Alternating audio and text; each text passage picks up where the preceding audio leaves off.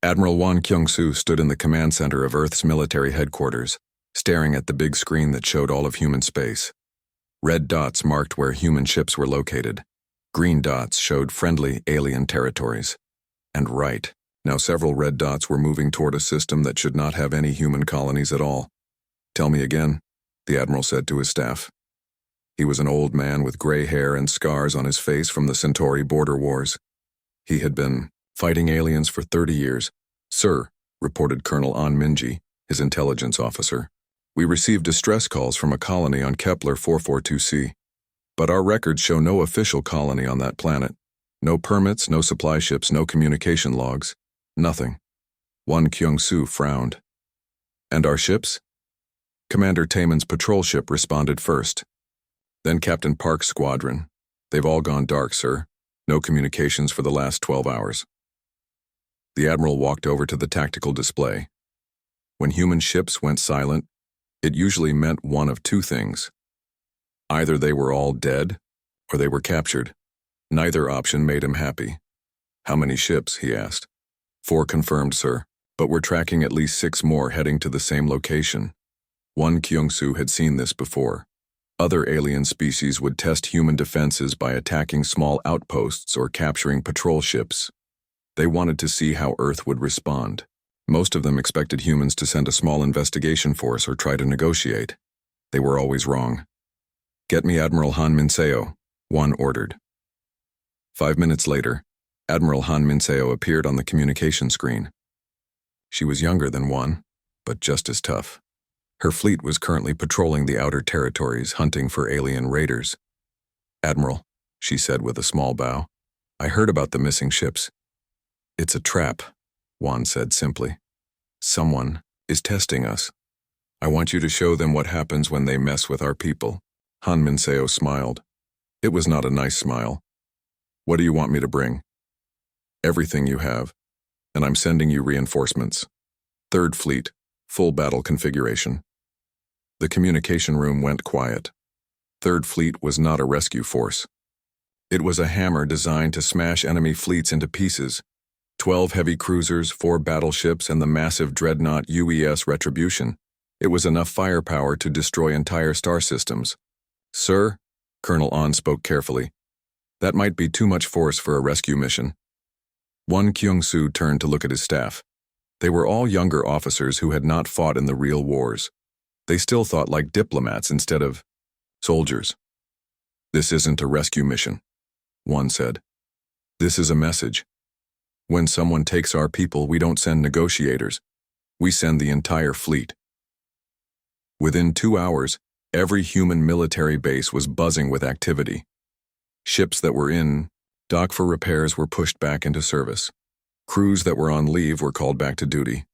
Supply ships loaded weapons and ammunition as fast as they could work. Commander Lee Subin got the call while she was visiting her family on Mars. Her ship, the fast corvette UES Razorwind, was scheduled for routine maintenance. Not anymore. "Pack your gear," she told her crew over the communication system.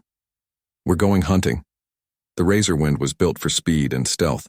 It could get to the target system faster than the big warships and scout the enemy positions. Subin had volunteered her ship because she knew some of the missing crews personally. Park Ji-hoon had trained her when she was a new officer. She was not going to let him die in some alien prison. At the civilian spaceports, something unexpected happened. When the news spread that human military ships were missing, merchant captains started volunteering to help. They began loading weapons onto their cargo ships and passenger liners. Captain Nam Jisoo owned a freighter called Lucky Strike. She hauled mining equipment between the outer colonies.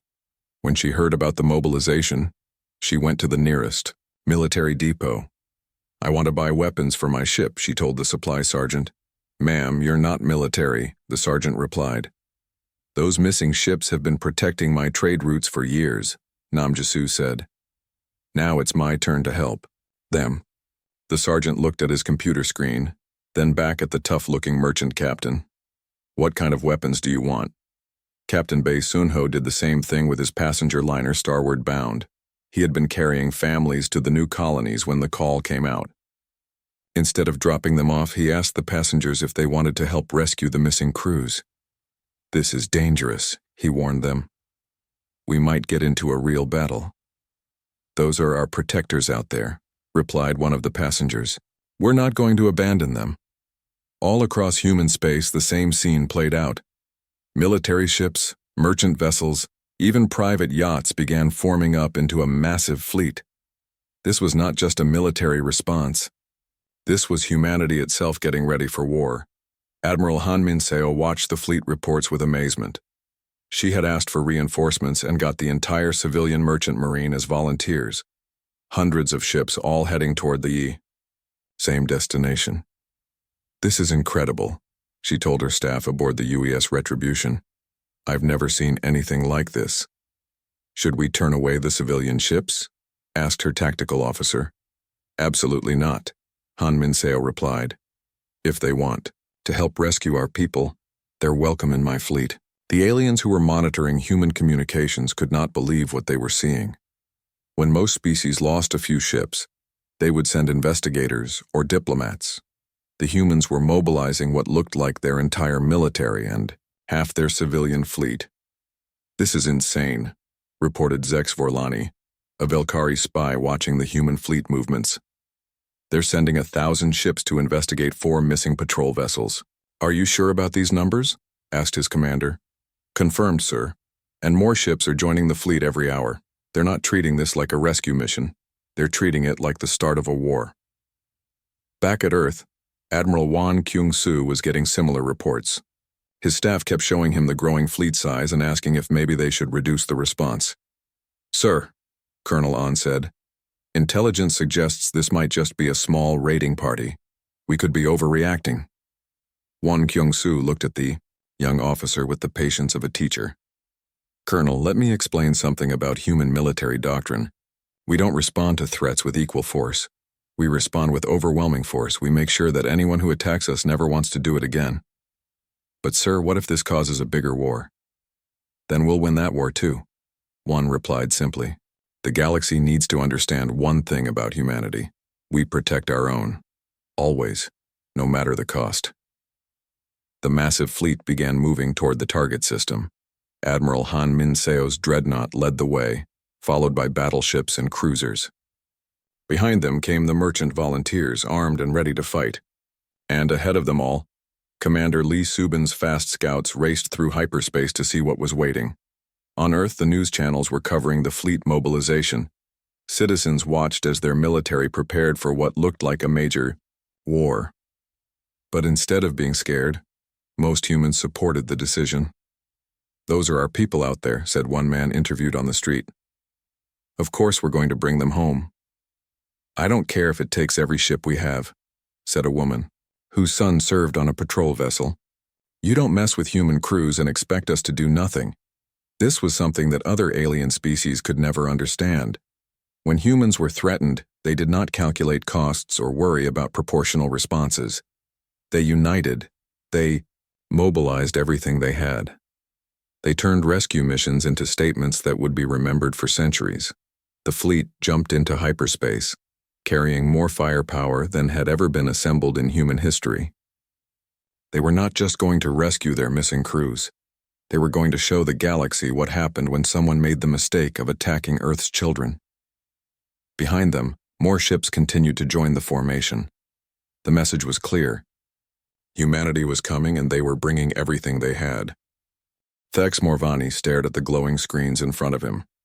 His 6 eyes moved quickly across the data streams coming from the human ships they had captured 3 months ago. The Velkari commander was tall and thin, with gray skin that looked like old metal. His species was known across the galaxy for being smart and mean. They took what they wanted and never felt sorry about it. "The human communication patterns are simple," Thex said to his team. His voice made a clicking sound that other aliens found scary. "They send the same type of distress call every time. Same codes, same words, same everything." Behind him, other Velkari worked at their stations. They had been studying the human ships for weeks, every piece of equipment, every computer file, every message log. The humans were new to space travel compared to most alien races. That should have made them Easy targets, but something bothered Thex. The humans fought harder than they should have. When other species lost a few ships, they usually tried to talk or run away. Humans just got angry and sent more ships. It was not logical. It was dangerous. "Sir," called out Vex Tirani, his second in command. "We have finished building the fake colony. It looks exactly like the human settlements on their border worlds." Thex turned to look at the main display screen. It showed a planet that looked perfect for human colonists. Green grass, blue water, white clouds. On the surface, they had built what looked like a small human town. Houses, farms, mining equipment, communication towers. Everything was fake, made with their best hologram technology. "Show me the colonists," Thex ordered. The screen changed to show people walking around the fake town. They looked human in every way. 2 arms, 2 legs, soft pink skin, hair on their heads. But they were not real. They were holograms made from studying the captured humans. "We have 300 fake colonists," Vex reported. "They follow daily routines just like real humans. They work, eat, sleep, and talk to each other. Our computers control them all." Thex nodded. His plan was simple but clever. They would send out a fake distress call using the exact codes and words that humans used. When human ships came to help, the Velkari would be waiting. They would capture the ships, study the technology, and learn how humans fought. Then they would attack human space with everything they had learned. "What about the distress message?" Thex asked. "Ready to send, sir?" replied Kex Narani from the communication station. "We copied the format from the captured ship logs. It will sound exactly like a real human colony calling for help." The message was perfect. It said that unknown alien ships had attacked the mining colony on Kepler 442c. Many colonists were dead or hurt. The attackers were still in the system, trying to destroy everything. "Please send help as fast as possible." All the right codes were there. All the right emergency frequencies. Everything that would make human commanders believe it was real. Thex looked at his tactical display. His fleet was hidden behind the large gas planet in the system. 15 heavy warships, all armed with the best Velkari weapons. Any human rescue force would be walking into a perfect trap. They would capture some ships and destroy the others. No human would escape to warn Earth about what happened. "Send the distress call," Thex ordered, "and begin Phase 2 of the operation." The fake colonists on the surface started acting scared. They ran around, hid in buildings, and sent out more emergency messages. Some of the holograms pretended to be hurt. Others acted like they were fighting back against invisible attackers. It looked very real. Far away in human space, the first ship to receive the distress call was the UES Defiant Dawn. Commander Lee Taman was eating his dinner when the emergency alarm started ringing throughout his ship. He dropped his fork and ran to the bridge. "Report," he said as he sat down in his captain's chair. "Emergency distress call from Kepler 442c, reported his communications officer. "It's a mining colony. They say they're under attack." Taman frowned. Kepler 442c was far from the main shipping routes. It was a small colony that mostly kept to itself. "Play the message." The voice that came through the speakers sounded human and very scared. "This is Kepler 442c colony, calling any human ships. We are under attack by unknown alien forces. Many colonists are dead. Our defenses are failing. Please send military help immediately. We don't know how long we can hold out." "How far away are we?" Taman asked his navigation officer. 6 hours. At maximum speed, sir." Taman thought quickly. His ship was just a patrol vessel with light weapons and a small crew. If there really was a battle happening, he would not be much help. But those were human lives in danger. He could not ignore that. "Set course for Kepler 442c, he ordered, "and send a message to Fleet Command. Tell them we have a possible alien attack on a human colony." As the Defiant Dawn jumped into hyperspace, the message reached other ships in the area. Captain Park Ji-hun was commanding a small patrol group of 3 ships when he got the emergency call. His flagship, the UES Iron Will, was bigger and better armed than Taman's ship. "Sir," said Lieutenant Kim Nari from her position at the tactical station. "We're the closest military force to the colony. Should we respond?" Park Ji-hun looked at his crew. These were good people who had signed up to protect human colonies. Lieutenant Kim Nari was young but smart about military tactics. Warrant Officer Choi Do-hyun knew more about ship engines than anyone Park had ever met. Ensign Yoon Hana could work miracles with communication equipment. Of course we respond, Park said. Those are our people down there.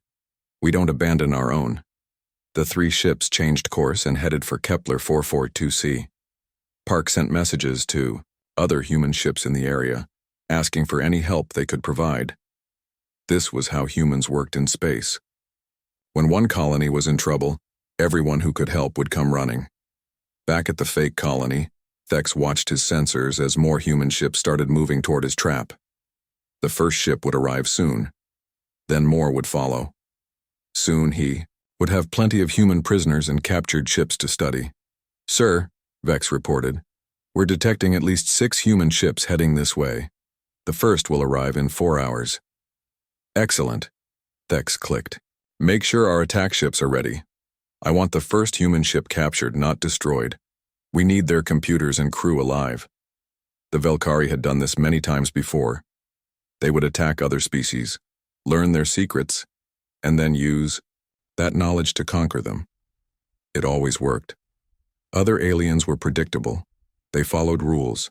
They tried to be logical. But Thex had a bad feeling about the humans. The captured crew members had been strange. Even when facing death, they kept talking about Earth coming to save them.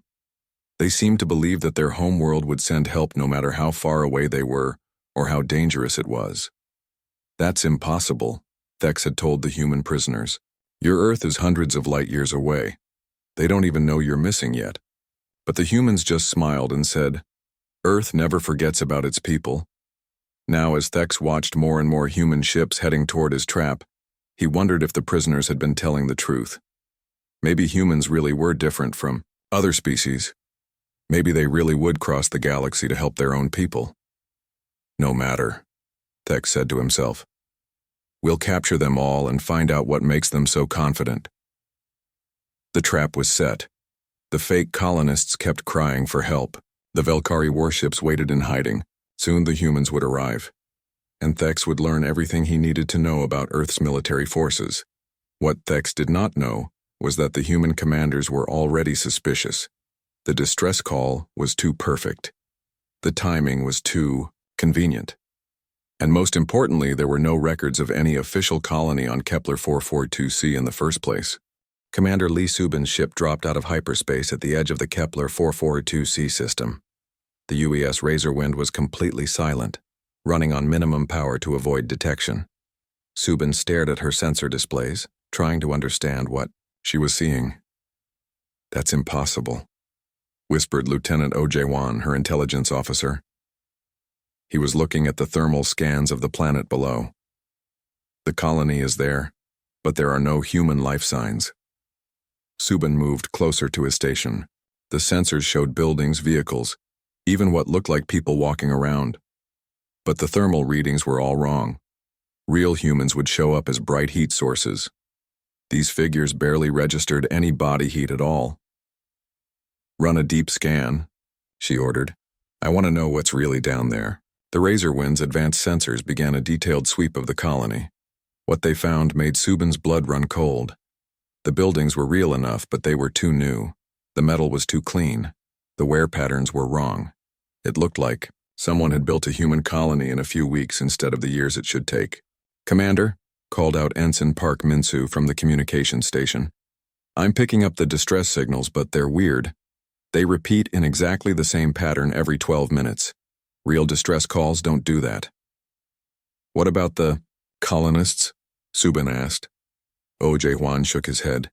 They're moving in loops. Same paths, same actions over and over. It's like watching a recording play on repeat. Subin felt sick to her stomach. This was not a colony under attack. This was a trap, and her friends had flown straight into it. Scan for ships, she ordered. If this is fake, the people who made it are still here somewhere. The sensors swept the system, looking behind planets and asteroids. At first, they found nothing. Then O.J. Hwan spotted something that made him curse in Korean. Commander, there's a massive fleet hiding behind the Gas giant. I count at least 15 large warships. They're not human designs.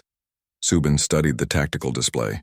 The alien ships were positioned perfectly to ambush anyone who came to help the fake colony. It was a smart plan. Most species would send a small rescue force and the aliens could capture them easily. But these aliens did not understand humans very well. Earth's response was going to be much bigger than they expected. Send a tight beam message to Admiral Han, Subin ordered. Tell her what we found, and warn her about the alien fleet. As the message raced through space toward the human fleet, Subin kept scanning the system. What she found next made the situation much worse. Hidden among the asteroids were pieces of human ships. Hull fragments, engine parts, communication equipment. Some of it was recent. Those are pieces of the missing patrol ships, OJ-1 reported. The aliens didn't just capture them, they took them apart to study them. Subin's hands tightened into fists. Park Ji-hoon and his crew were somewhere in this system, probably being held prisoner by the same aliens who had built this elaborate trap. The aliens had studied human technology, learned human communication codes, and created a perfect replica of a human colony. Keep scanning, she ordered. I want to know everything about their operation before our fleet arrives. What they discovered was both impressive and terrifying. The aliens had not just built a fake colony. They had created fake colonists using advanced hologram technology. They had studied captured human ships so carefully that they knew exactly how to replicate distress calls. They had even positioned fake debris to make it look like a real battle had happened. This took months of planning, OJ-1 said. They've been studying us for a long time. On the alien command ship, Thex, Morvani was starting to worry. His sensors were detecting more human ships approaching than he had ever seen in one place. What should have been a small rescue force was turning into the largest fleet movement in recorded galactic history. How many ships? He asked his sensor operator. Over 200 confirmed, sir, and more are still arriving. Thex's 6 eyes went wide. 200 ships? For a rescue mission? This was not normal. Other species sent negotiators when their people were captured. They tried to make deals. They certainly did not mobilize their entire military. Sir, reported Vex Tarani, we're getting reports from our monitoring stations. The humans have mobilized what appears to be their entire third fleet, plus hundreds of civilian ships that have been armed for combat. Civilian ships? Thex clicked, in confusion. Why would merchants and freight haulers join a military operation? Unknown, sir. This behavior does not match any of our projections about human responses. Thex looked at his tactical display. His 15 ships were powerful, but they were facing a force 10 times larger than expected, and if the humans had really mobilized civilian ships for combat, it suggested something about their culture that the Velkari had not understood. Maybe we should retreat, suggested Vex. No, Thex replied, though his voice was less confident than before. We've invested too much in this operation, and we still have the human prisoners as leverage. On the research vessel where the captured humans were being held, Captain Park Ji-hoon smiled when he heard the alien guards talking about the approaching fleet. His translator implant let him understand their worried conversations. I told you, Earth would come, he said to Lieutenant Kim Nari, who was locked in the cell next to his. How many ships do you think they sent? She asked. All of them, Park replied confidently. When humans are taken prisoner, Earth doesn't negotiate. They show up with enough firepower to make sure it never happens again. The alien guards were getting more nervous by the hour. They had expected to face a few human patrol ships, not what looked like an invasion force. Some of them were talking about releasing the prisoners and fleeing the system. But Thex Morvani was not ready to give up yet. He had spent years planning this operation. The Velkari Syndicate needed human technology to compete with other galactic powers. This might be their only chance to get it. Deploy the fleet, he ordered. We'll destroy as many human ships as possible, then retreat with whatever prisoners and technology we can carry. As the alien warships moved out from behind the gas giant, Commander Subin's sensors detected the movement. They're coming out to fight, she reported to Admiral Han. 15 heavy warships plus support vessels. Admiral Han Min-seo received the message aboard the UES Retribution, still hours away from the battle zone. She studied the tactical data that Subin had sent. The alien trap was clever, but it had one major flaw. They had planned for a rescue mission, not a full military assault. Send this message to all ships, Han ordered. This is no longer a rescue operation. These aliens have attacked human personnel and built an elaborate deception to lure more of our people into danger. We will respond with maximum force. Throughout the human fleet, crews prepared for battle. On the merchant ships, civilian volunteers checked their improvised weapons. They might not be trained soldiers, but they were determined to help rescue the captured crews. Captain Nam Jisoo stood on the bridge of her converted freighter Lucky Strike, watching the military ships form battle lines ahead of her civilian vessel. Are we really going to fight alien warships with a cargo hauler? Asked her navigator. Those aliens made one big mistake, Nam Jisoo replied. They hurt our people. Now they get to learn what happens when you mess with humanity. The same conversation was happening on dozens of civilian ships throughout the fleet. Merchants, passenger liner captains, even private yacht owners were preparing to fight professional alien military forces. It should have been suicide, but the aliens were about to learn something important about human nature. When their people were threatened, humans did not calculate odds or worry about being outgunned. They fought with everything they had regardless of the consequences. Commander Subin continued watching from her hidden position as both fleets moved toward each other. The aliens had superior individual ships and more experience, but the humans had something else. They had the absolute determination to bring their people home, no matter what it cost. This is going to be interesting, Oh Jae-won said quietly. Subin nodded, watching the massive human fleet approach the alien ambush. The aliens thought they had set a trap, but they were about to find out that they had actually started a war they could not win. Admiral Han Min-seo stood on the bridge of the UES Retribution as her massive fleet dropped out of hyperspace. The dreadnought was 2 kilometers long and armed with weapons that could crack planets. Around her, hundreds of other ships appeared in flashes of light as they completed their jumps. Fleet status report, she ordered. All ships in position, Admiral, reported her tactical officer. 3rd Fleet Battle Group, civilian volunteers, and scout units ready for combat. Han Min-seo looked at the main display screen. The alien fleet was spread out in a defensive formation around the fake colony. They had good positions and modern weapons. Under normal circumstances, it would be a difficult battle, but these were not normal circumstances. Open a channel to the alien command ship, Han ordered. A few minutes later, the image of Thex Morvani appeared on her screen. The Velkari commander looked nervous as he stared at the massive human fleet surrounding his position.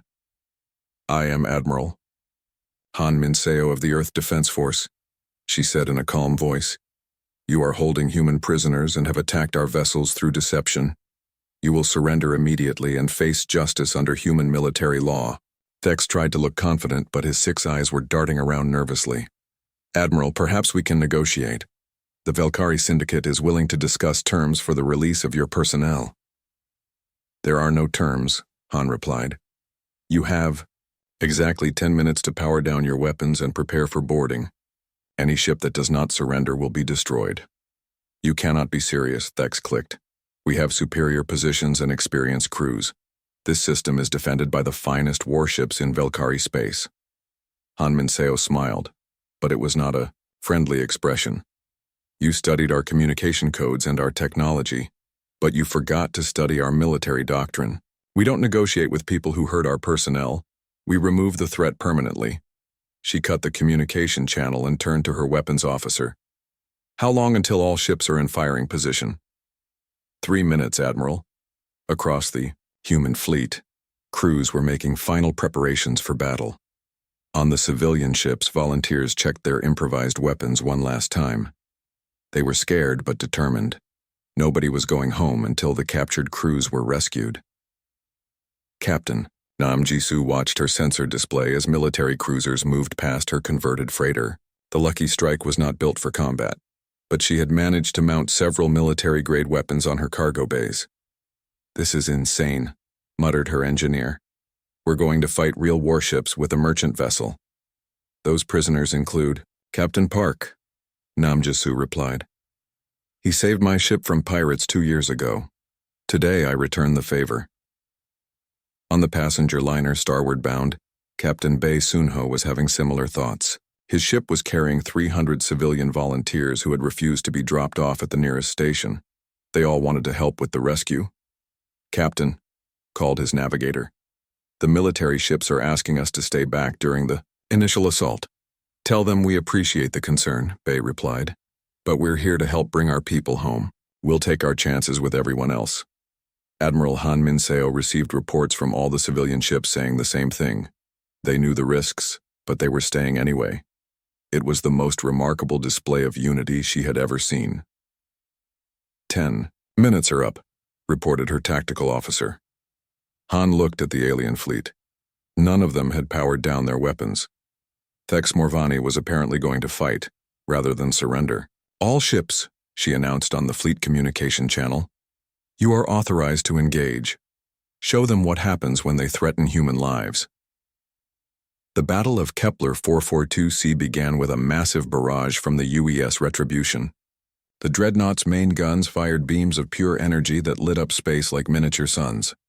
The first Valkyrie warship to be hit simply disappeared in a ball of flame. Target destroyed, reported the weapons officer. Next target, Han ordered, calmly.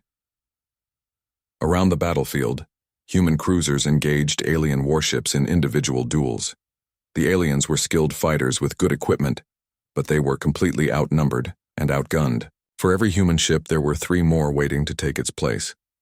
Captain Seo Jiwon commanded the cruiser UES Thunder's Edge. Her ship faced off against 2 Valkyrie destroyers at once. The aliens were fast and clever, trying to use their speed to avoid her heavier weapons. They're good, admitted her gunnery officer as another enemy shot barely missed their hull. Good isn't enough, Seo replied. Lock weapons on the lead ship and fire everything we have. The Thunder's Edge unleashed a devastating attack that overwhelmed the alien ship's defenses. The destroyer exploded in a bright flash, sending debris spinning through space. One down, Seo announced. Now let's get the other one. All across the battle zone, similar scenes played out. The human ships worked together with perfect coordination, while the aliens fought as individuals. It was like watching a pack of wolves hunt down scattered prey. Commander Kim Tai-hyung led a squadron of fighters against the alien command ship. His small, fast vessels darted between the enemy's defensive fire, looking for weak spots in their armor. There, he called out to his squadron. Weapon ports on the starboard side. Hit them hard. The fighters dove in like angry wasps, firing missiles and energy beams at close range. The alien ship's defenses began to fail under the concentrated assault. On the research vessel where the human prisoners were held, Captain Park Ji-hoon felt the ship shake as explosions echoed through the hull. Sounds like Earth finally arrived, he said to his fellow prisoners. About time, replied Lieutenant Kim Nari. How long do you think this will take? Not long, Park said confidently. Admiral Han doesn't believe in lengthy battles. He was right. The alien fleet was being systematically destroyed by the overwhelming human response. Thex Morvani watched in horror as his carefully planned ambush turned into a complete disaster. We need to retreat, Vex Tarani urged him. We're losing ships faster than we can count. No, Thex clicked desperately. Deploy the reserve squadrons. We can still win this. But there were no reserve squadrons that could match the human fleet. Even the civilian ships were proving dangerous. The converted freighters and passenger liners might not look like warships, but they carried serious weapons and crews willing to use them. Captain Nam Ji-soo found herself facing a Valkyrie patrol, ship that had broken through the main battle line. The alien vessel was faster and more maneuverable than her freighter, but she had advantages too. He thinks we're an easy target, she told her crew. Let's show him how wrong he is. The lucky strike might have been a cargo hauler, but Nam Ji-soo had been flying in dangerous space for 20 years. She knew every trick in the book. When the alien ship came in for an attack run, she was ready. Fire, she commanded. Her improvised weapons tore into the alien patrol ship, crippling its engines and weapon systems. The enemy vessel spun helplessly as more human ships closed in to finish it off. That's for messing with our people, Namjisu said, with satisfaction. Admiral Han Minseo watched the battle progress with grim efficiency. Her fleet was destroying the alien forces with minimal losses, but she was not interested in just winning. She wanted to send a message that would be remembered. Across the galaxy, status of enemy forces, she asked. 12 ships destroyed, 3 heavily damaged, reported her tactical officer. The aliens are trying to retreat. Negative, Han ordered. No enemy vessel leaves this system. I want a complete victory. Major Park Yoonji led a squadron of fighter bombers in pursuit of the fleeing alien ships. Her pilots were some of the best in the human fleet, trained for exactly this kind of operation. Cut off their escape routes, she commanded. Make sure none of them get away to report back to their home worlds. The fighters spread out in a wide net, using their speed and numbers to surround the retreating aliens. One by one, the enemy ships were caught and destroyed. There would be no survivors to warn the Velkari Syndicate about what had happened here. The battle lasted exactly 17 minutes. When it was over, the alien fleet had been completely destroyed. Not a single enemy ship escaped. The fake colony on the planet below was in ruins, its holographic systems shattered by orbital bombardment.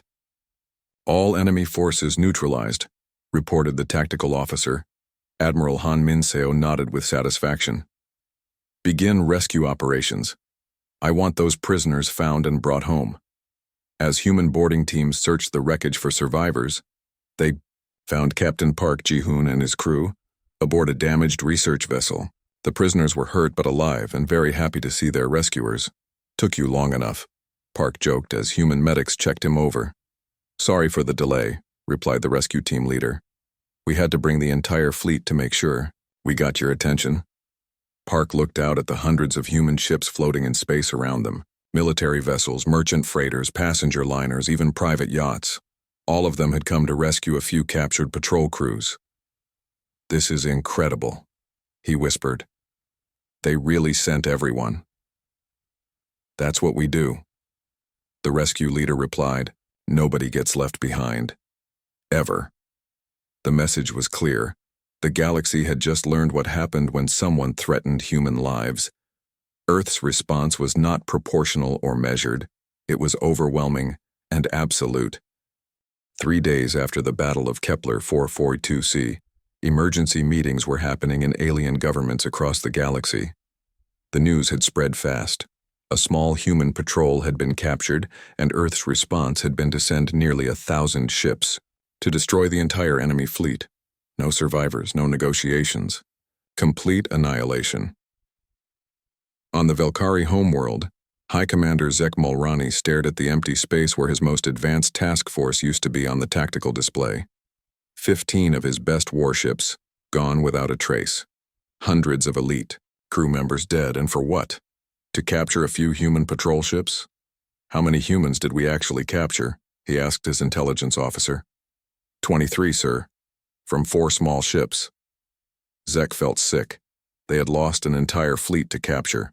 23 prisoners. And now Earth knew exactly who had attacked their people. The human fleet was still in the Kepler system, and their admiral had sent a very clear message to the Velkari government. The message was simple. Your forces attacked human personnel through deception and false distress calls. This act of war has been answered. The Velkari Syndicate will immediately release all intelligence gathered about human forces, pay compensation for damages, and agree to non-aggression treaties with all human territories. Failure to comply will result in Earth's full military response. What does full military response mean? Asked Zek's advisor. Based on what we just saw, Zek replied grimly, it means they'll destroy our entire civilization. Similar conversations were happening throughout the galaxy. The Theta Collective, the Andorian Trade Union, even the powerful Centauri Republic were all reviewing their policies toward human space. Nobody wanted to be the next target of Earth's overwhelming retaliation. Captain Park Ji-hoon sat in the medical bay of the UES Retribution, getting treated for his injuries. Admiral Han Minseo had come to visit the rescued prisoners personally. How are you feeling, Captain? She asked. Better now that I'm not in an alien prison cell, Park replied. Thank you for coming to get us. We don't leave our people behind, Han said simply. But I need to ask you about what the aliens wanted. What were they trying to learn? Park thought about his time as a prisoner. The aliens had asked endless questions about human military tactics, ship designs, and communication protocols. But most of all, they had been confused by something else. They couldn't understand why we were so confident that Earth would come. For us, he said. They kept saying it was impossible, that we were too far from home for a rescue mission. Admiral Han smiled. What did you tell them? The truth. That distance doesn't matter to humans when our people are in danger. That Earth never forgets about its children, no matter where they are. And now they know you were right. The news of the battle reached Earth within hours, carried by the fastest communication ships in the fleet. The response from human civilians was remarkable. Instead of being concerned about the massive military action, most people supported it completely. News reporter Kim Soo-young was interviewing people on the streets of Seoul about the military response. Do you think Earth sent too many ships? She asked one elderly man. Not enough, he replied firmly. Those aliens hurt our people and tried to trick us with fake distress calls. They got what they deserved. A young woman with a soldier's uniform agreed. My brother serves on a patrol ship. I want every alien out there to know that if they touch him, we'll bring the entire fleet to get him back. The interviews continued, for hours, and the message was the same everywhere. Humans supported their military's doctrine of overwhelming response. They wanted the galaxy to understand that attacking human personnel would result in total retaliation. Captain Nam Ji-soo was preparing to return home with her converted freighter when she received an unexpected visitor. Admiral Han Min-seo had asked to meet with all the civilian volunteers who had participated in the battle. You didn't have to come, the admiral told the group of merchant captains and private ship owners. This was a military operation. You could have been killed. Those were our protectors in trouble, Nam Ji-soo replied. The military ships guard our trade routes and keep our colonies safe. When they needed help, of course we came. The galaxy needs to understand, added Captain Bae Sun-ho, that when you attack human military personnel, you're not just fighting our government, you're fighting all of us. Admiral Han nodded with respect. Your courage will be remembered. And I think your actions sent an important message to anyone watching. She was right. Alien intelligence services had been monitoring the human response carefully, trying to understand how their society worked. What they discovered was troubling from their perspective. When most species were threatened, they relied on their military forces to respond. The civilians stayed home and hoped their government could negotiate a solution. But humans were different. When their people were in danger, the entire society mobilized for war. Merchant ships became improvised warships. Civilian volunteers joined military operations. Private citizens supported massive military expenditures without complaint. It was like facing an entire species that thought like soldiers. On the bridge of the UES Retribution, Admiral Han Min-seo was reviewing reports from across human space. The military mobilization had revealed something important about Earth's capabilities. When pushed, humans could field a much larger fleet than anyone had realized. How many ships participated in the operation? She asked her staff. Final count is 847 vessels, reported her intelligence officer. 400 military, 447 civilian volunteers. Han was amazed. In less than 2 days, Earth had mobilized the largest fleet in recorded galactic history, and they had done it to rescue 23 prisoners. It was an incredible display of unity and determination. What's the reaction from other governments? She asked. Mixed, Admiral. Most are impressed by our response capabilities. Several have requested formal defense agreements with Earth. But some are concerned about our military doctrine. Concerned how? They think our response was disproportionate. They're worried about what we might do if faced with a larger threat. Admiral Han smiled grimly. Good. Let them worry. Maybe they'll think twice before testing us again. The Valkyrie Syndicate had already begun complying with Earth's demands. They released all captured human technology and intelligence data. They agreed to pay massive compensation for the destroyed ships and captured personnel. Most importantly, they signed a treaty promising never to attack human forces again. But the real change was happening throughout the galaxy. Species that had never heard of humans before were suddenly very interested in establishing diplomatic relations with Earth. Trade agreements that had been stalled for years were suddenly approved in humanity's favor. The Galactic Council, a loose organization of major spacefaring civilizations, requested a formal meeting with Earth's representatives. They wanted to understand human military doctrine and establish protocols to prevent future conflicts. Admiral Wan Kyung-soo was chosen to represent Earth at the meeting. He stood before delegates from dozens of alien species and delivered a simple message. Earth's position is clear, he said.